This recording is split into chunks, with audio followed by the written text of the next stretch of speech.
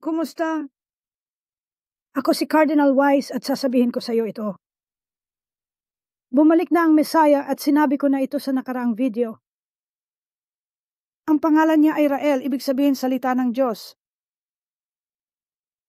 Ngayon, ang Isaiah 42 talata 1 ay nagsasabing, siya ang aking lingkod na aking iniangat.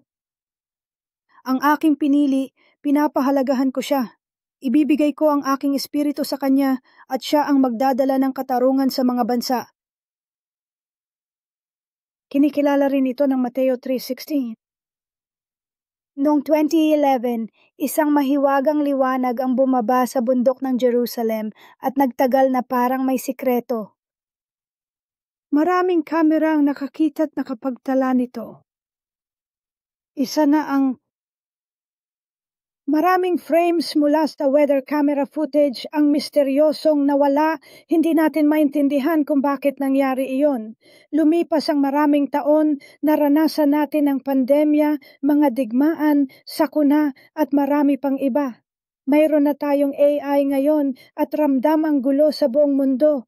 Nasa punto na tayo ngayon na 89 na segundo na lang ang natitira bago ang tinatawag na doomsday clock.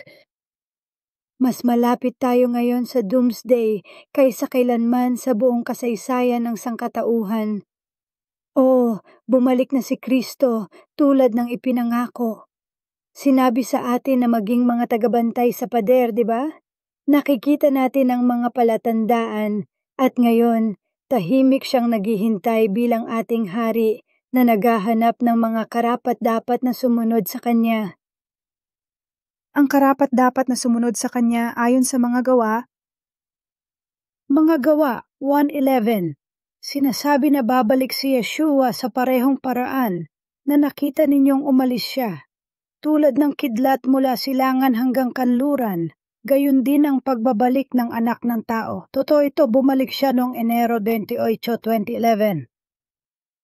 Naghihintay siya para sa lahat ng makikinig at susunod sa kanya. Ngayon ang tamang panahon. Handa ka na ba? Lumapit ng may bukas na puso at magsisi. Huwag sayangin ang pagkakataon, sapagkat ang kanyang awa ay naghihintay sa iyo. Paalam muna.